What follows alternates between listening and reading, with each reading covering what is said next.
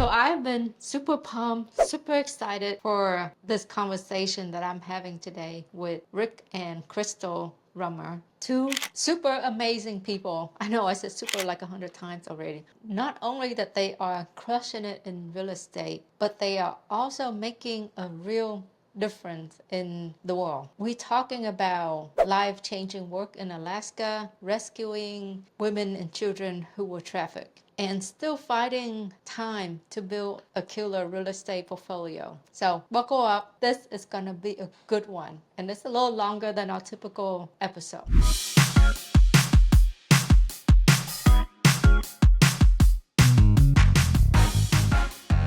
Hey, it's V Lee here. If you enjoy our videos and found value in this channel, can you do me a quick favor and hit that subscribe button? It helps this channel more than you know and allow us to help more people achieve financial freedom. Thank you and enjoy this video. I'm sorry for this interruption. I've been asked a lot about passive investment, and I understand that there is nothing passive about being a landlord unless you can find a great property management company. So if you own an Airbnb, a vacation rental, or a short-term rental, and you are looking to free up your time, contact our team at Buzz Vacation Rentals at 281-549-8432 or check out our website at www.buzzvacationrentals.com. Thank you. This episode is brought to you by Jet Lending. For over 20 years, Jet Lending has been helping real estate investors succeed. They offer 100% financing so you can be in at $0 at closing. I can always count on Jet Lending to fund my deals. If you're looking to fund your next deal, contact our friend over at jetlending.com. This episode is brought to you by National Real Estate Insurance Group, a national independent insurance agency specifically for real estate investors. I personally use NREIG for my investment properties. They offer a low monthly payment option to help you to lower your cash out of pocket when buying an investment property. If you're looking for insurance coverage for your flips or your rental, reach out to them. You can click on the link in the show descriptions, or you can reach out to Jules at 816-946-8443. Oh my God, I've been looking forward to this conversation for months, honestly. So excited to have Crystal and Rick here with us. We recently reconnected, I'll say, at a conference, and where I actually had a chance to talk to you, Crystal. I barely talked to Rick because Rick was just too busy, surrounded by other people, you know. I had a chance to talk to you, and I felt so inspired by what you have done. So I'd like to lead off our conversation with that today, about the non-real estate thing that you do. I mean, can you share that story? Yeah, absolutely. So, just kind of sharing a little background of why we do what we do is we've been in real estate since 2008. Back in 2014 is when we ended up adopting our daughter and in Houston, Texas, and we ended up getting our daughter. She was 2 months old, and it was the day her and her biological mother were rescued. They were both being sex trafficked in Houston, Texas, and there was 8 deputies that came and rescued her from a hotel room. And we got her, like I said, 2 months old, and that's kind of when our life just kind of did a drastic turn. And so yes, we had business, but that's when really our motivation and our reason why things really shifted and doing why we do what we do. And that kind of set the trajectory over the next 10 years of our life, where we ended up going to Alaska on kind of a last minute situation where we just wanted to take the summer off, take the kids to get away. And we had just finalized the adoption of our daughter. And it just went through a chain of events. We were told that she may never walk or talk, but then she just started thriving and speaking and walking. And we ended up going on this epic road trip up to Alaska. And he can talk more about that, but he literally gave me a handbag and was like, pack up what you can. It was a duffel bag. It was a very large duffel bag. Okay, Alaska's on my list. Yeah, it's worth going. But I had all my shoes and I'm like, what do I take? But we ended up going on this epic road trip with the kids and camped along the way. And we ended up falling in love with Alaska. And our daughter actually ended up taking her first steps up in Alaska that summer of 2015. And once we kind of ended that summer in 2015 up in Alaska, we really felt like a calling to stay up in Alaska. We didn't know why, but just a stirring in our hearts. And then over that first year of us staying in Alaska, we had our own businesses, 3 different businesses, and Rick was flying back and forth from Alaska back to Texas. And that next summer of 2016, there were some things that happened within our businesses and a business partner and kind of took a big shift. And that's just when the doors opened and we really felt a heavy burden and calling to build a place of refuge for women and children that have been sex trafficked. So we were working, volunteering. You could even say we became funded missionaries up in Alaska. Never planned on becoming a missionary when I grew up, but once again, we're working with an organization by the name of Priceless. Priceless mentors women coming out of sex trafficking. And Crystal became a mentor with them. We both started leading their outreach, going into clubs and brothels. I started doing some outreach on the men's side, reaching out to other men participating in this type of thing. But that's kind of what we were doing with an organization, with a 501, and then we became associated with a 10-acre plot of land, kind of set out a little bit in Alaska. It was backed up against a national forest, and there was a glacier-fed river in front of us, and we took this piece of property and began building it out as what we coined, or what we refer to as, a place of refuge for women and children coming out of sex trafficking, or really whoever felt led to need to get away and need to get grounded, rooted in some of the more basics of life. So we were completely off grid. We got our water out of the mountain. There was a spring there that would flow, whether it was 70 degrees in the summer or whether it was negative 20 in the winter. This water would continue flowing out of the mountain. We heated our dwellings with wood heat.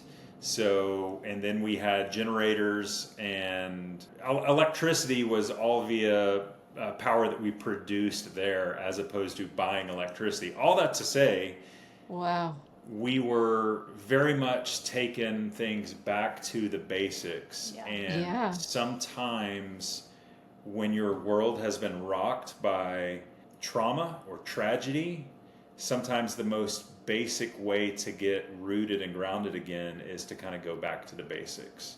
So although it sounds really harsh up in Alaska, the pace of life up there, the limited distractions, the intentionality of life made it a very conducive place to really pour into individuals and to help remind them who they are at their core, which is not what society teaches them they are, but quite the different than that, that they can be strong and that they can be redeemed from what they were in the past, or what they've been labeled at or treated as in the past. So, and it's still very much a very realistic thing that we work with our daughter with on a daily basis. But more specifically, women coming out of that, they need help functioning on a day-to-day basis. Well, so thanks to people like you, Crystal and Rick, to make the world a better place. So did you guys build this place from scratch? Like you have to hook up your electricity? Like it's not like I'm trying to picture this, right? Is it like the Uh, movie 1883, whatever? You claim, you stake your claim. it's not too different than that. People used to laugh. We had light switches, Uh-huh. but it just was run off of battery power and generators, Uh-huh. charge controllers, and things of that nature. Some of the off-grid fancy things that we have these days.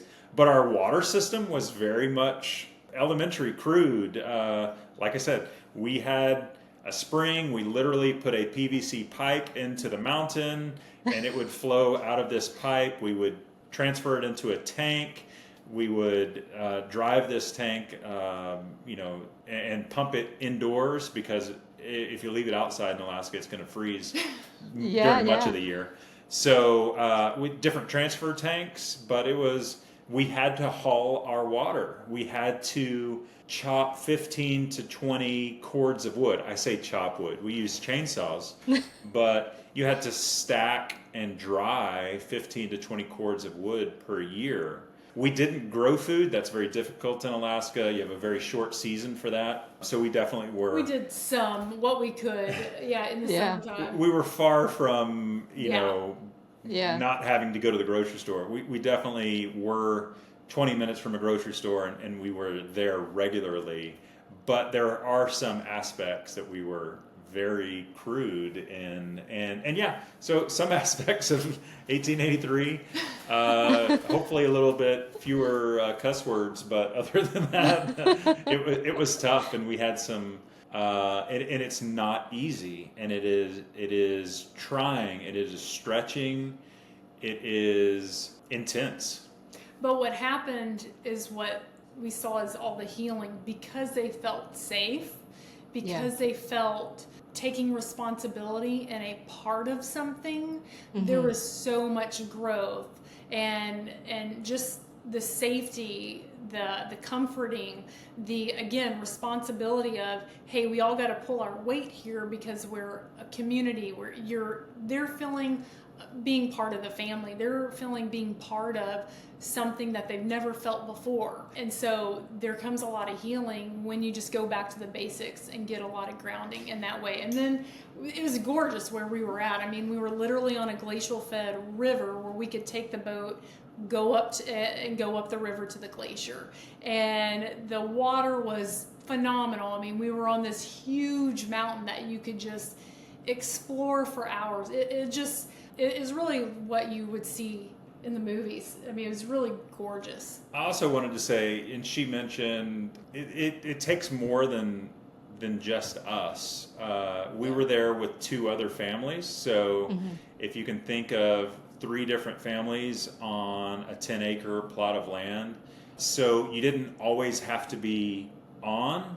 If that you have help, you have reinforcements, and when I'm not available or we're not available, somebody else, it takes quite a bit of rest as well as quite a bit of time to be on call to help in these situations. And it takes more than just one couple, right? So it was not us alone either in this. And we also had the other organization that was very much of a help, other people that were a help, and then we had our own personal cabin on a property next to that property as well. So there was a lot of times that you could go escape, but again, just beautiful healing, and then just crazy amount of stories and testimonies we could tell for hours of seeing not only women and children but men as well being rescued.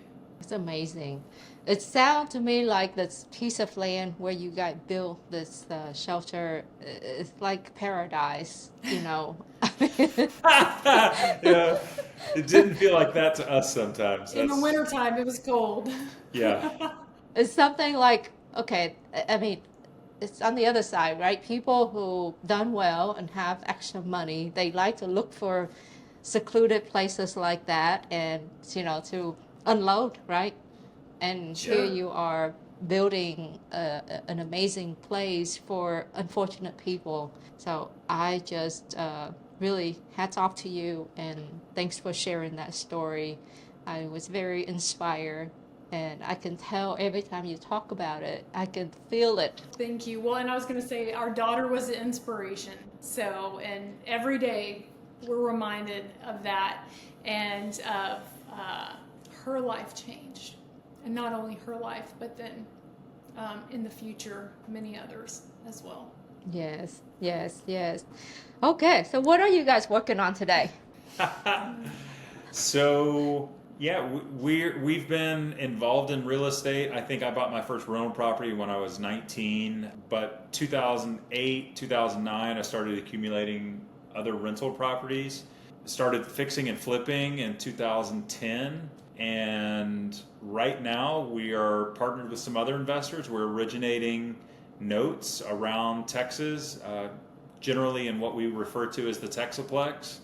We are buying large tracts of land, subdividing those, and selling those individual 5 and 10 acre ranchettes, most of the time selling them as owner finance. And then we have these notes that are being produced. What we spend quite a bit of time on is taking these notes and finding an investor that's looking for that passive income, that's looking for double-digit returns, where they can purchase a note and receive that monthly income. This is really no different than what Bank of America does when it originates a mortgage, and then six months later they sell it to another servicing company or a bank that wants that stream of income.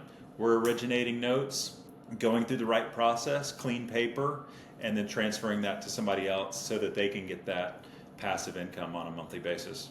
Yeah, and I'm not sure if your listeners are as familiar with notes. It's something for us that we've noticed over just more recently is a lot of people know what fix and flips are. A lot of people know what rentals are. A lot of people may know what multifamily is, but real estate note kind of still seems to be a little bit foreign, but it's the very thing that banks want to, the larger institutions, that their assets are in and what they originate and create. And so essentially you're the bank. You get to be the bank and the lender on that side. I'm not sure if you want to kind of explain a note, because there's all different types of notes: real estate notes, non-real estate notes as well. The term note is anytime a loan is put in place, there's a promissory note. There's some terms associated with that. Right. Real estate notes are going to have a special warranty deed, a deed of trust, and that's about linking collateral back to the loan. But effectively, it's the collection of documents that makes it possible for somebody to lend money and have the right to that stream of income with collateral to back it up. So there's a note that's formed when you buy a car or when you buy a motorcycle. Same thing that's formed when you buy a house or a mobile home or buy land. And so I think of it as the pinnacle of real estate, because once again, you can buy multifamily, you can buy rentals, and you can put in the work, and you can take the phone calls when you have tenants and toilets. But nobody calls Bank of America when their AC goes out in the middle of August. And same thing when you're the bank, when you're the one lending on one of these notes, you have the most passive position, but you also have the most power of the first lien position. So if things do go sideways, you can always take back that property. Yeah, and I was going to say, we personally like a range and diversification of different notes, whether it's land notes, whether it's single family residential notes, whether it might be a commercial note, mobile home notes as well, hard money notes. I mean, there's just like all different types of notes.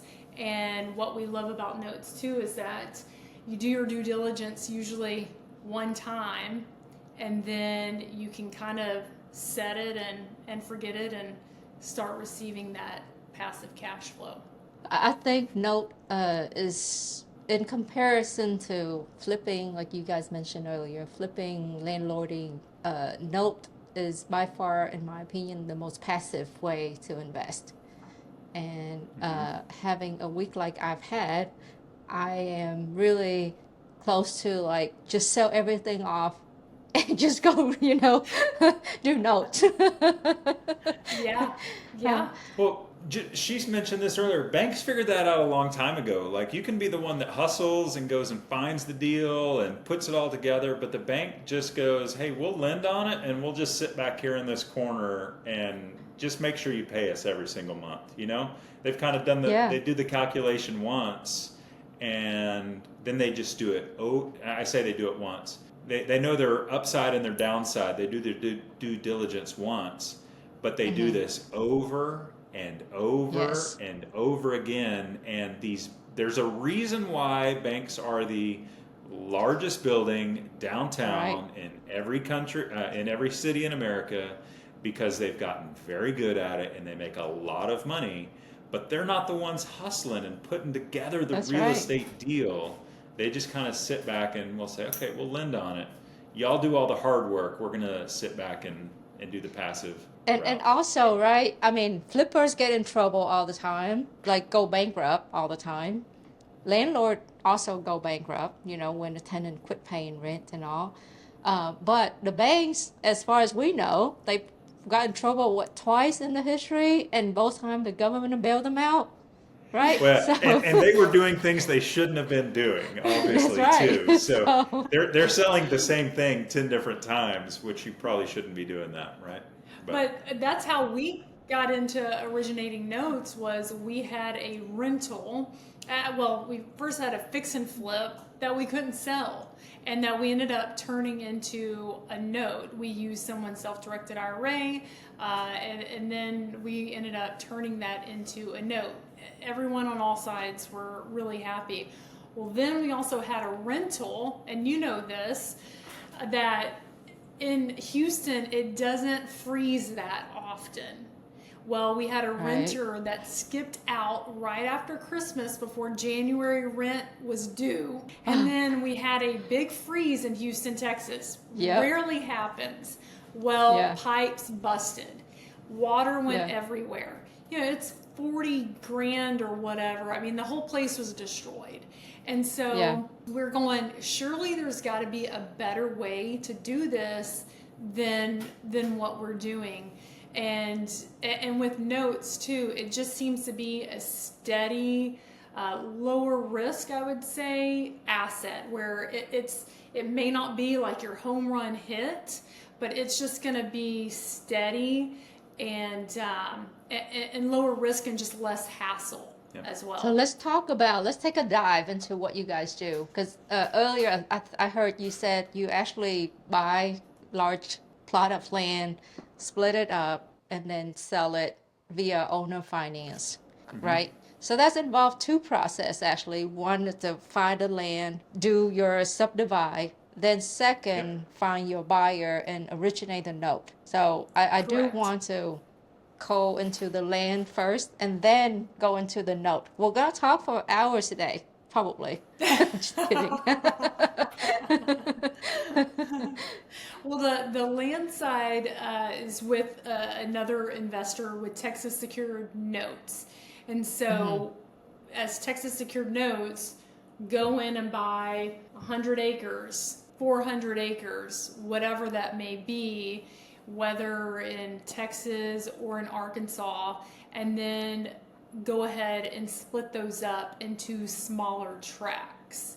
And so they may be in Texas around 5 to 12 acre tracts, in Arkansas 1 to 3-ish acre tracts. But then before we sell those smaller tracts to a borrower, there's some minor, I would say, horizontal development happening. They have most of the time some kind of road frontage, but then there's some fencing maybe being put in, some culverts, maybe some roads here and there. So there's some minor development going into those, and then we turn around and sell those to borrowers that may not be able to get a loan from the bank. It's really hard, I would say, For land, not yeah. impossible, but really hard to get a loan on land specifically.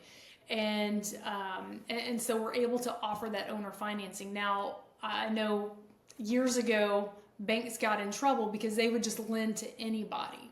But with Texas secured notes, going through a full vetting process with borrowers. And I wanted to kind of hit on this, whether it's you're buying a note from us or you're buying a note from anyone else. When someone's originating a note, you want to make sure that they have their underwriting taken care of, meaning RMLO, Residential Mortgage Loan Originator. So that's just best practices for the borrower as well as the originator, making sure that the borrower has the ability to pay on that loan. So you're going through a full vetting process, a lot of questions, a lot of paperwork to go through, find out the debt to income on these borrowers, finding out what their credit score may be, finding out their bank references and all of those things, bank statements, and getting all of that information to determine, okay. But before you go further on the notes, let's backtrack a little bit on the land. These tracts of land basically are undeveloped. And do you actually put in roads, or do you only have plan of the road that going to be put in? Do you put in water, pipes, or just plans, and also electricity? Like, do you run, those lines in? Because that could be substantial cost, right? Yeah, so let's talk about that. When we're out there looking for land to purchase, obviously we're going to be relatively picky on what land that we feel like we can subdivide. We're always looking for road frontage. That's probably one of the most important aspects of what we do. It's great also to have power along that road frontage. Besides those two, those are probably the most important to us. We will put in roads. We have put in roads before. If a particular tract of land is an odd shape, or we can subdivide it a little bit more if we put the road in, obviously we have to do the numbers and see if that makes sense. We have brought in water, we have brought in fiber, we have, brought in electricity to the frontage there. But in general, we're going to get this where it's going to be easily sellable, marketable for somebody. Saying that, a lot of times we don't do water and we're not going to do septic, which we will sell it without those items.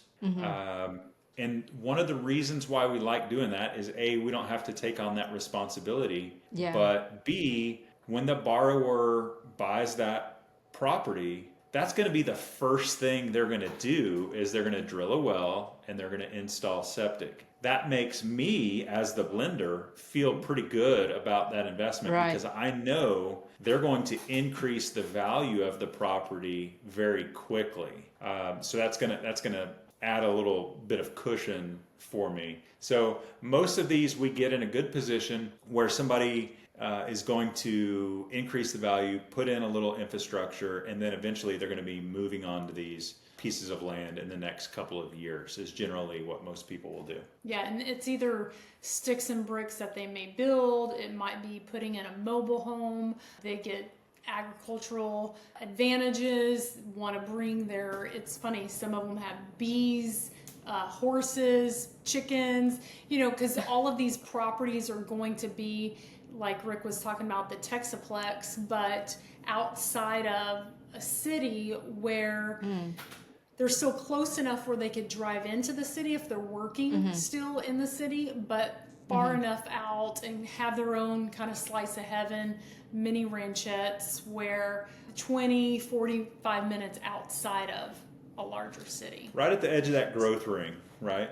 Outside these large cities. Yeah. So you guys don't look for like a one-off, one lot type of land. You actually look for large tracts of land and subdivide them or plat That's correct. them, right? Okay. That's correct. And that's where we feel good. That's where our business model lies. That does a couple of things for us. When we when we sell that land, let's imagine 100 acres, and we split it up into either 5-acre tracts or 10-acre tracts, and we have all of these laid out. Once we sell a couple of these, a few of these, we've really established some comps for that area. And then as we sell this entire subdivision, if you will, we feel very good about the value that has been established. Now, let's say we've sold this area out. And why do we care about value? Well, it affects the collateral of the position of our lien position that we have. And so that only really comes into play when things go south. And if there is a foreclosure or if there is some default that you have to address, then we know that if we take back that property, well, we just sold the 10 properties on one side of it and the 5 properties on the other side of it.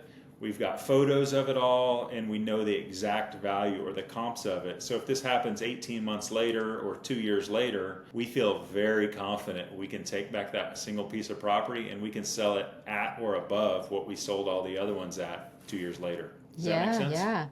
Yeah. So what are you guys, give me, if you can share this, what's the return on your investment, should we say, from that original price per square foot to the time you sell average? Are you looking for a certain return? Does it have to meet some number before you want to take it down and this is the deal? Because you guys go into a place where there's no comps. You have to decide, right? You have to put in the vision of what this is going to be. Yeah, and V, you probably already know this, but there's a whole team set in place too, working on that with the other investor and the broker and all of that. So been a process that's been worked out since now we focused on residential, but then land started back in 2016 is when the other investor started on the land side. But yes, I think over the years it's kind of shifted and changed, and numbers have shifted and changed because you're learning what not to do. And let me see if I can answer your question more specifically. Obviously, we're going to make more on one property than we do on another. There's a little bit of variance. Just like she mentioned, there's a team here. There's cost of money for us to go in and borrow funds on the front end of the property to take it all down. And depending on how long we hold it, that affects some things, right? But I would say on average, we'd feel good if we got in and out and made 30% on that over a time period of 18 months on that particular project. If we could make 30%, I think that would be good on the acquisition side of things, right? Okay, yeah, you did answer my questions, because let's say I'm getting into a flip, right?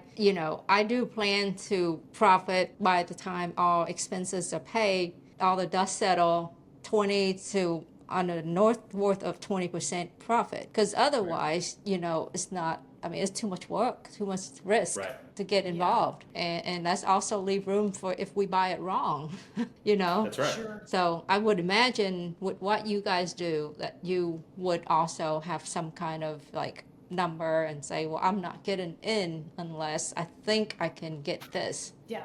Yeah, like I said, the goal is 30%. We don't always hit that, but that makes us feel real good. Okay, so let's talk about who you're selling it to, because I know some other land developer, they choose to sell to builders versus individual. I think I know the answer, but why do you choose to sell to individual instead of builders? I was going to say that I think that's just more of the business model that's been put in place, selling to individuals. Now, there is a property we're working on right now that we are looking to sell to developers or home builder as well. So we're just right now in negotiations of that. But that's going to be very different play instead of what we're talking about on the note side.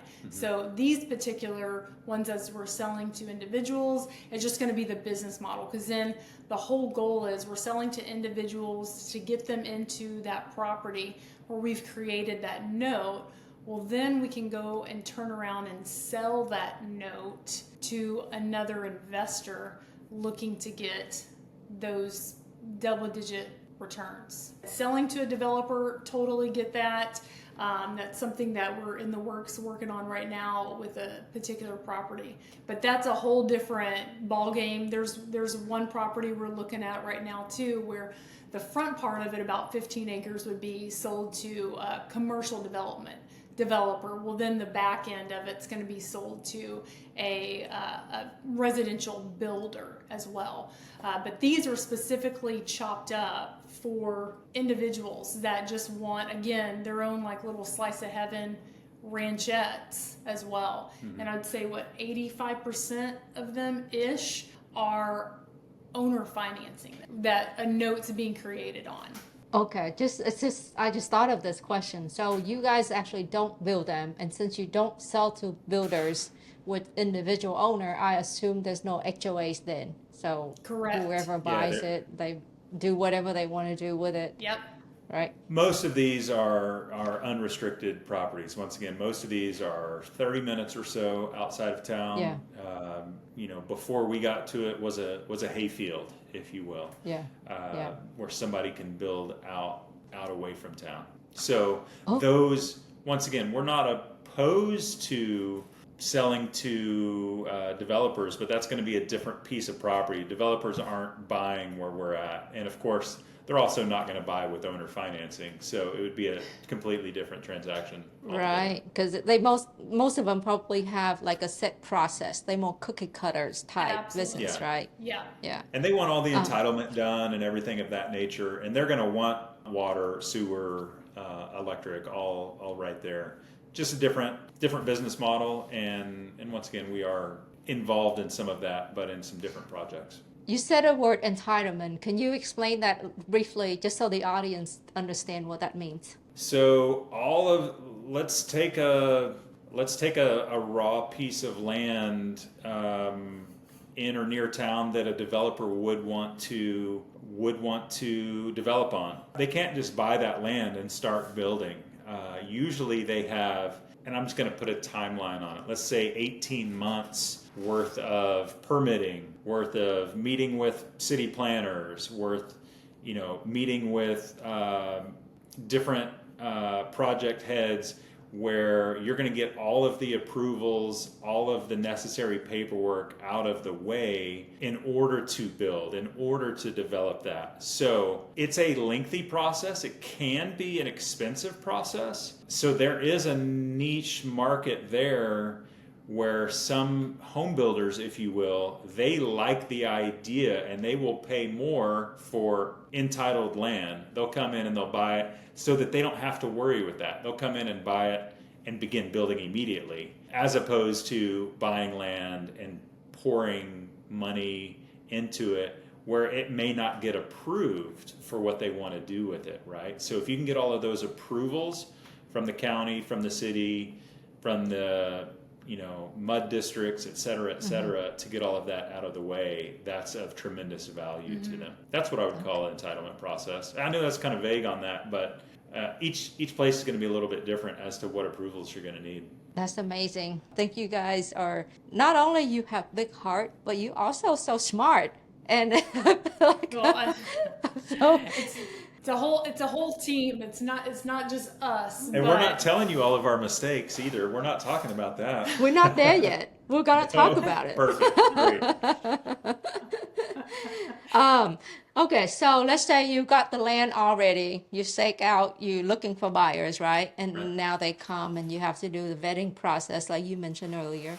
Do you guys do 30 years no or 10 years no? Do you, is it case by case, or do you really trying to stick to a certain terms and trying to do that across the board? Let's go with averages first, and then we'll talk about a range. Okay. Most of our notes are a 15-year term. Most of them start around 10% on the written face interest rate on that note. We've done some longer, 20-year term plus, that are generally having a higher interest rate. Mm-hmm. We also have done some lower. We've done some 5-year notes here recently, and with a lower interest rate still. So there is some variance, but I would say 80% plus of our notes are going to be that 10% 15-year term. Okay. And a lot's going to depend on, again, their debt to income ratio, maybe what their credit score looks like, what their amount down they're willing to put down on that property. So it can vary of possibly the term of how long we go, as well as then the interest rate on that. I was going to Sorry. say one other thing on the size of the notes, what they end up being. We have some in Arkansas, like she mentioned, a little bit smaller. These are going to be $35,000 to $60,000 notes. Yeah. And then we have most of our Texas notes go from around 90,000 up to 350, 400,000 in size. I would say the average is probably right around a $200,000 note, though. Yeah, because those small ones, they're going to have a hard time getting a loan anyway, right? On those smaller price point. So this land you buy, do you leverage? And if you leverage, what is your, whoever you borrow the money from, you apparently would have to disclose. Is that a wrap then? No, we'll have a partial release. So we'll borrow funds to purchase the land, once again, whether it be hard money or private lenders. And then as each piece of the property, each tract is sold, we'll do a partial release on that so that the note is, I guess you'd call it free and clear, and somebody will purchase a lender's policy so that when we sell that note to somebody, we have a lender's policy in place that shows that is they're going to have they're going to have first lien position free and clear. So we do partial releases as we sell out those. And eventually they'll pay off, or once they finish building, they'll refi and pay you guys off, right? Yeah, that's basically Varies.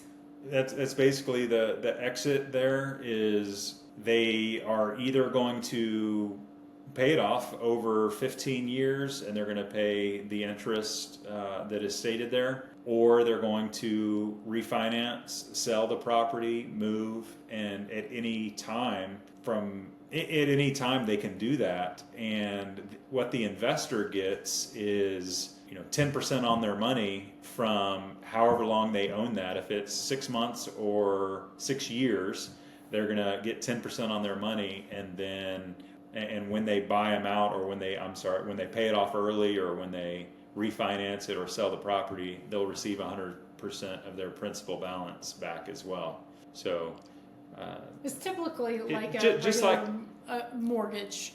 Just like a single family home is going to get refinanced or sold after 5 or 7 years, 5 to 8 years, it's going to be the same thing on ours. Yeah, and there are life things that happen where there might be a death, there might be a divorce, there might be, certain situation that happens. So I would say typically see the note may not go to the full 15 years. It may only for 7 or 8 years. But what's great is that we always like to tell people is that we'd rather have the front end of the note and hold that as opposed to the back end of the note. Let me kind of go into that really quick. As far as what Crystal just mentioned on what happens if a refinance is done 18 months into the note, or they pay it off 18 months into the note, sometimes we've had investors kind of get bummed out where they're like, oh, I just got my money back, or oh, my note's over with. And I totally understand that. But banks love it when they get paid off early, because they're going to take those same funds and they're going to roll it into another note. And once again, when we're talking about amortized notes, they'd much rather have the first 18 months of a note or the first 5 years of a note than the last 18 months or the last 5 years of the note. So you start over receiving nearly all interest and very little principal pay down. So we don't mind when somebody refinances or pays off in the first few years of it, because we can take that and roll the money right back into another note. And that's what banks love. That's what we love, that it plays in our favor. Let's just put it that way. Yeah, I was going to ask that question. There's the way to when someone exit a note is by maturity, by foreclosure, by refinance, right? Or sell off the property, So pay it off. Correct. So which one is your most prefer and which one is your least prefer? I think you kind of answered that question. Yeah. certainly if they refinance or pay it off, that, there's nothing wrong with that. There's also nothing wrong with them paying it over time. It's just a longer, steadier return on your income. I don't think anybody likes foreclosure or anybody wants to force a foreclosure on somebody, but in our particular position, in our particular business model, Texas and Arkansas have very lender-friendly laws, and we've had to foreclose before, and when we do that, we've been able to take that same piece of property back and once again sell it relatively easily, because once again we just sold the 10 pieces of land on one side of it and the 5 on the other side of it. We still have the photos, we still have drone footage, we still have the real estate agent that sold the property for us, and we just ask them to relist the property, and generally we'll resell it for more or the same thing that we sold it for the first time, and we'll get another down payment. Yes, that's more effort. Yes, that's more expense, but you can get that money back in a down payment and just reload it and keep going. And a lot of times the land value has gone up in that time too, if they've added a well, if they've added a septic. So land value has gone up. So there was an investor that had to foreclose and ended up making more because of the foreclosure, because the land price, the value went up as well. Yeah. So at first was going, I really don't want to deal with this, but at the same time ended up making more in the end. And us as investors, as a company, obviously our goal is to make sure that the other investors are going to be happy and want to come back and invest in more, because from what we've seen with notes, once you buy a note, once you dip your toes into a note and you start getting that cash flow coming in each month and you're not having to deal with the tenants and toilets, well then they're going, you know what, I think I want to invest in another note as well. Yeah, I've originated notes on single family before. Haven't done one in the last 6 months or anything like that, but they all got paid off, and I had to foreclose on one and sold it again. So yeah, fun. It can be done, right? It can be done, yes. So when you guys, so we talk about terms, which is length of the notes that you originate. What about interest rate? Because that's where the law come in, right? Where you regulate it by, if you originate too many notes in a given period of time, you regulate it. Tell us a little bit about that. Yeah, so utilizing the RMLO helps us avoid any Dodd-Frank issues that we face. But once again, we're looking at, on average, ours are going to be 10%. That's not gouging. That's not taking advantage of anyone. And yet it still allows us to turn around and sell that note at a yield that makes sense for most investors.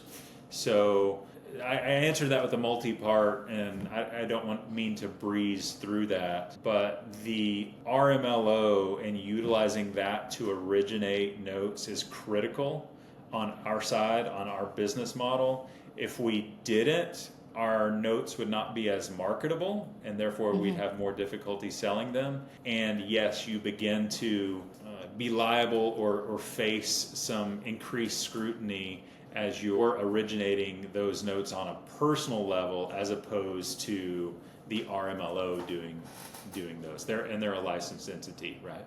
And as someone buying a note, you really want to focus on, of course, diving deep and doing your due diligence on that borrower, which is what the RMLO does, but also making sure that the paperwork has the RMLO, has a third-party servicer, has some of these underwriting documents. So in case that note investor wants to turn around and resell that note, there is a market to turn around and then sell that note that's been seasoned. Yeah. So I mean, there is a market for that, but you want to make sure that the underwriting is done correctly. Can you quickly explain what a seasoned note is as well, just so that if, we have new people, new audience who don't understand what that means?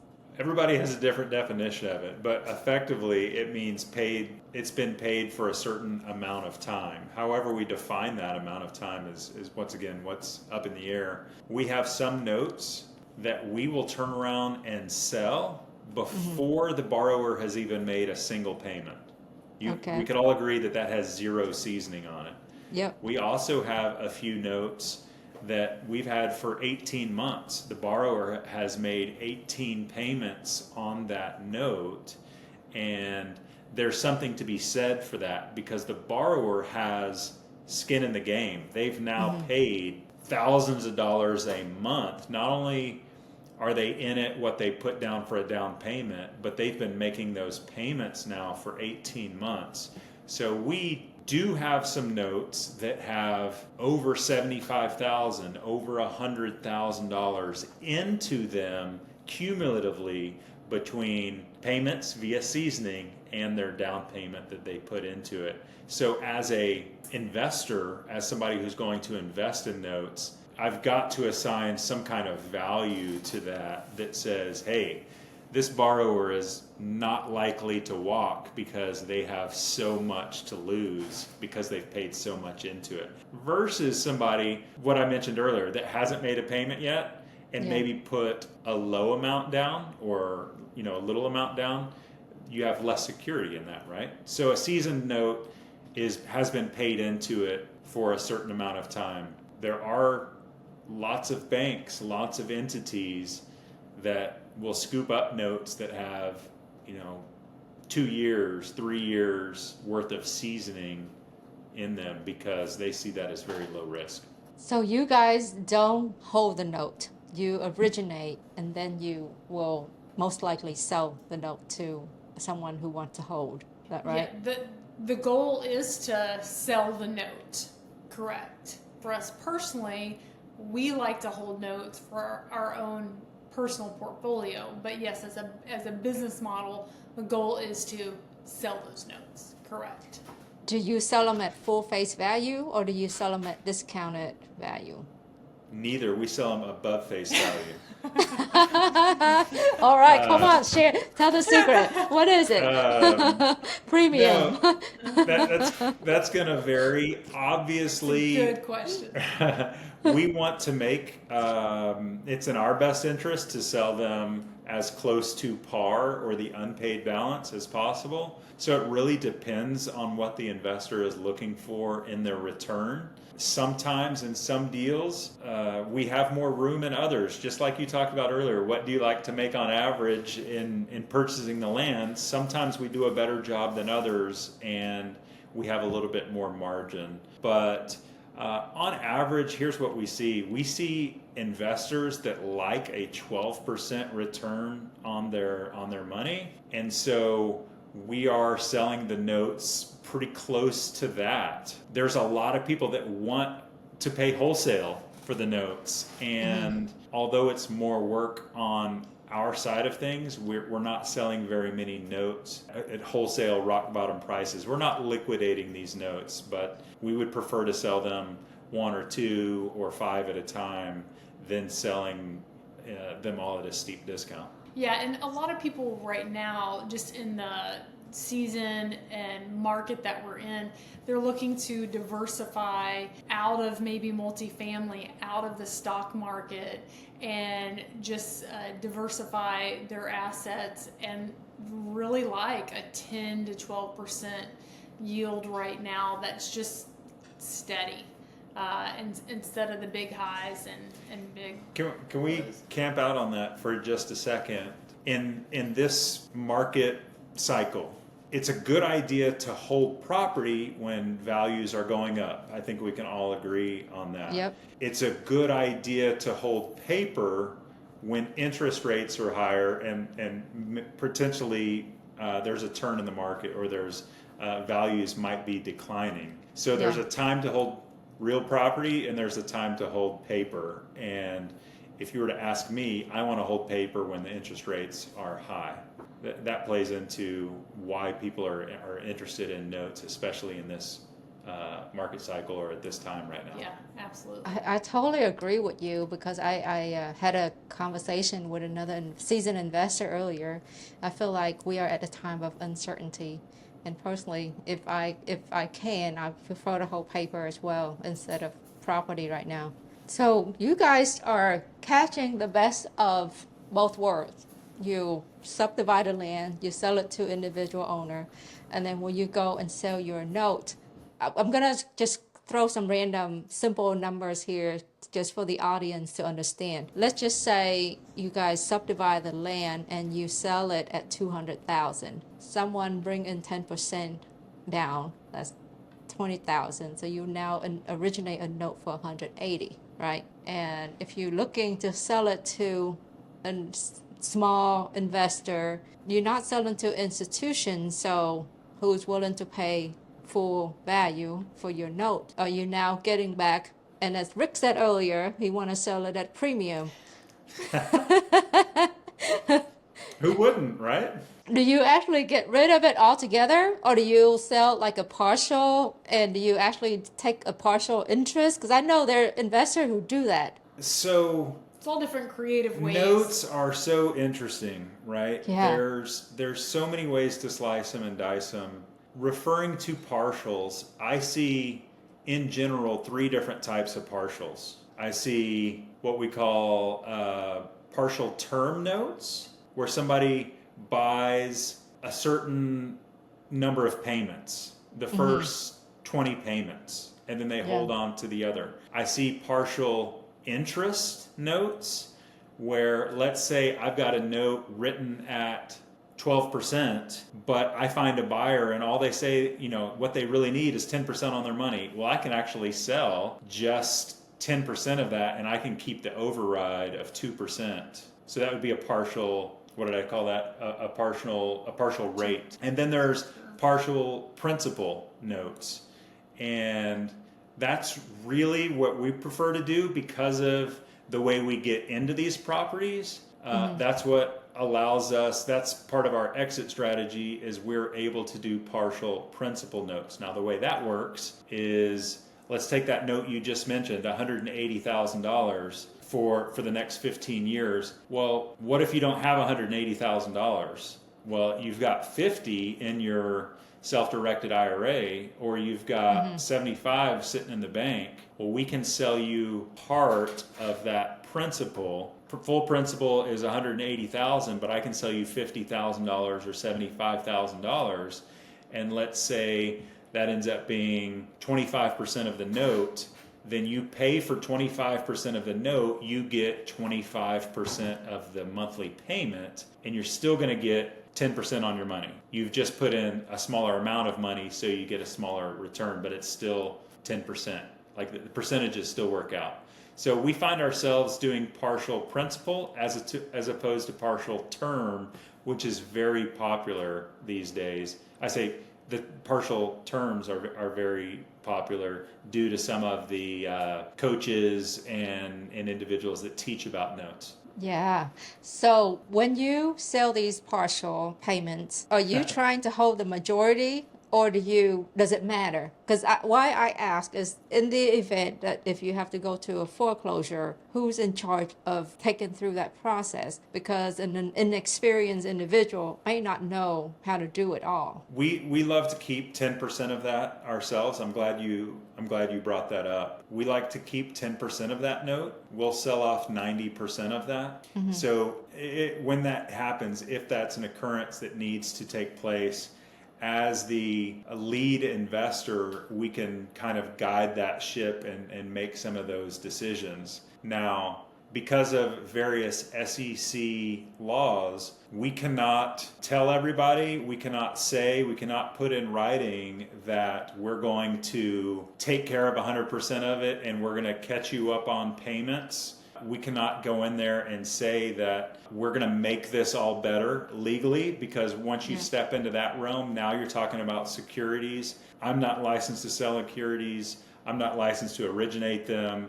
And so we won't ever get into that. But at the same time, we understand that that we're the experienced one here and there needs to be somebody in that lead position, and we don't want to let our investors down. So we will frequently, I say frequently, it hasn't happened, but we will step into that position and begin making those decisions on behalf of all of the investors that partake in that particular partial. And all investors, just like any investment, are going to have to understand the risk, obviously, too. Like any investment, that is risk involved. But on partials, which is great, us as a company gets to hold on to that portion of the partial and hopefully make it easy for all parties. Okay, so let's switch gear for a minute. What advice would you, Rick and Crystal, today, what advice would you have for your 18-year-old self? So I think for me, you know, when you're in a situation, sometimes you think, okay, it's the end of the world, or this is so horrible. I mean, we've had 3 businesses that we went through a pretty traumatic situation with a business partner, and it's just life and things happen. And I think if I could tell my younger self, and just try to embrace and be content in every season, because I believe in the trials and the challenges, in the hardships, is where we grow and where we persevere, and it's actually where we find blessing. Thank you. That's good. That sounded profound, Yeah. Dave. I have a clarifying question. Is this regarding notes or the investments, or just in general? What I would give advice In for an general, 18-year-old? if you faced with your 18-year-old self today, what would you say? Financially, I would say learn compound interest and get a good grasp on that early on. If you leverage compound interest, it's going to change your world. If not, you're going to be victim to it for the rest of your life.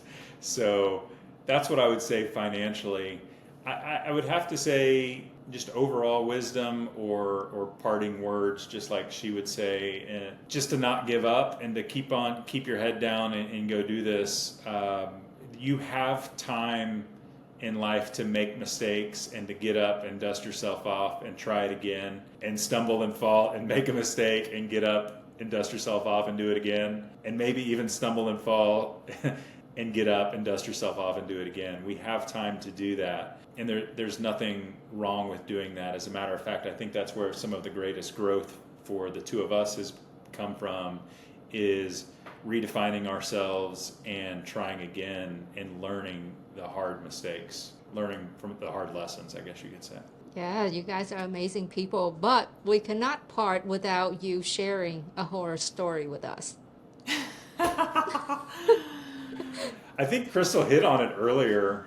When we had rentals, I had trouble collecting rent in December on a family, and I had trouble collecting it, and I collected it late. Maybe around the 10th or 12th of the month in December, that I collected rent due December 1st. And that very same family, I don't know what their personal situation was, but come January 1st, I knew I needed to be kind of on top of collecting rent. And I called them on the 1st, and I called them on the 2nd, and I showed up on the 3rd to collect rent. And that's when we found water running out of the house. And our place had flooded because it froze. I say our place, the rental property had flooded because they skipped town. And I don't know when they skipped town, if it was before Christmas or after Christmas. But by the time we got there, there was thousands of dollars worth of damage to the property. Now, we had insurance, but frustration and then dealing with the insurance and all of that. And that set us back quite a bit, because that was when we had 2 rental properties, not when you have 20 of them and you're used to managing them, right? When you have 2 of them and one of them goes vacant for a period of time, it can nearly sink you. And it was a very frustrating time. Was it a 2-story house or 1-story house? No, it was one story, Okay. but had the pipes in the attic in Texas, had the water pipes Yeah. in the attic, so the Yeah, whole yeah, ceiling yeah. came down. So Yeah. all of the sheetrock on the top needed to come down. All the sheetrock on the floor that had been soaking in for a couple of days had to come up. So it was basically take the place down to studs and restart all Yeah. over again. I would say one last one was we got into oilfield housing, and we built an oilfield housing facility down in South Texas. We were looking at hotels, at buying a hotel, and in the middle of that, we stumbled upon oilfield housing. They were needing hotels. So anyways, we ended up building a hotel out in the middle of nowhere, essentially. And Halliburton and Schlumberger were one of our top clients. So it was at Thanksgiving. We were completely full, and we had been full, and it was a glorious time. And then a big announcement came with OPEC, and oil prices changed, and things by Christmas drastically took a turn, and we were almost empty. And so I think that was just knowing how quickly the market and things can change. Now, again, that was oil field housing, very different, but it just shows how you can feast and you can be at famine really fast. That's right. Especially when you're leveraged on one particular industry. Yeah. I mean, with the oil industry, oil and gas. How did you guys get out of that one? That's a good question. We had a couple of other businesses as well. One in the Seychelles. We were starting a bottled water company, and then he was also building a mobile housing unit as well for disaster relief and the oil field. So it was, we went through an interesting season with our business partner, and essentially in the end, It was about shutting that business down and pivoting to other areas. Unfortunately, that was not the business to make us, the bazillionaires that we wanted to become. God, and because of that, I will say, so just kind of like finishing on this, in that moment, it was a lot, it was heavy. What do we do? I mean, we could transition into other real estate stuff, but we had some things with our business partner that, just not going great. And we were on 2 different pages. And so because of that, just a door opened for us to do what we did in Alaska. And so I feel like, sometimes when a door closes, another one opens. And it was because that door shut, another one opened, and it became ultimately a bigger blessing and far beyond what we could ever imagine because of that other door that shut. Well, I cannot thank you enough for putting out your time today to come on the podcast and share your journey and your story. You guys both are an inspiration to me, and I'm sure to the listener as well. Last question of the day. How does the audience get in touch with you? So they can reach out to either one of our LinkedIns, Crystal Rumer, and it's Rumer, Rick Rumer, or you could go to texassecurednotes.com, and then I can give you my phone number, 907-342-2214. Reach out. Mine's 817-845-6764. We definitely prefer to do business on the phone or in person, meaning if you've got a question, if you want to talk about this, if you don't understand something, let's get on the phone. We'll Zoom, very similar to this. We'll pull up documents, we'll go over things. We do a fair amount of education, and we love to participate in that, and we would love to have conversations with any of your listeners that are curious on how to get that passive return, but still be invested in real estate here in Texas. That was a solid conversation with Rick and Crystal Rumer. These two have done it all, changing lives and building wealth. They are a true inspiration for me. And if you're curious about learning more or connecting with them, check out the show notes. As always, keep pushing, keep learning, and keep getting up. Lastly, don't forget to like, subscribe, and hit that notification bell to stay updated with more amazing stories and insight from our real estate ballers. Thanks for joining us, and catch you in the next video.